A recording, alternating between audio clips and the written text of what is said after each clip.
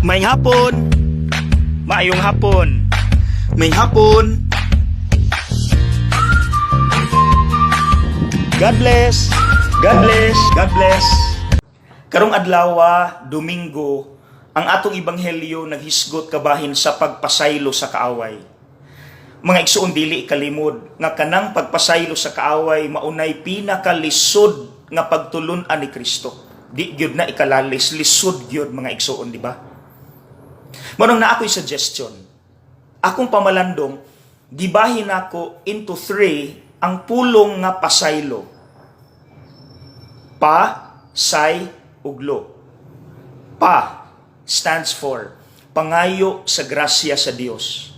Mga igsoon, ayaw gyud gamita ang tawhanong kasing-kasing. Kusog kay nimo dumot. Pangayo gyud sa grasya sa Dios. Lord, tagai ko sa grasya sa pagpasaylo kay lisod kaayo, Lord. Tagai ko sa imong kasing-kasing kay sayon kay kang mopasaylo. Di man ilang daghan kaing makasasala sa iyang panahon. Siya gani mismo nakasinati sa kasakit, gipakaulawan siya pero gipasaylo niya na tanan.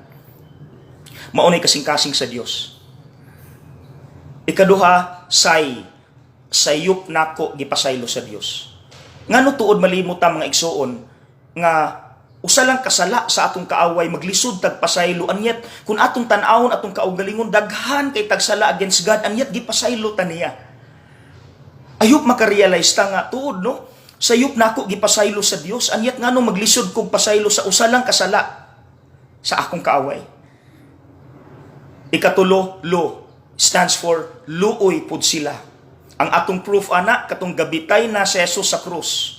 After all the humiliations, tortures, persecutions nga iyang nadawat, niingon man gyud siya, amahan pasaylua sila kay wala sila masayod sa ilang gibuhat. Luoy pud sila. Ang atong mga kaaway bisan maglagot ta, pero naa po na sila history sa gagmay pa nga wala nila gituyo nga maoy nadak-an nila nga behaviors. So mga igsoon, pasaylo. God bless.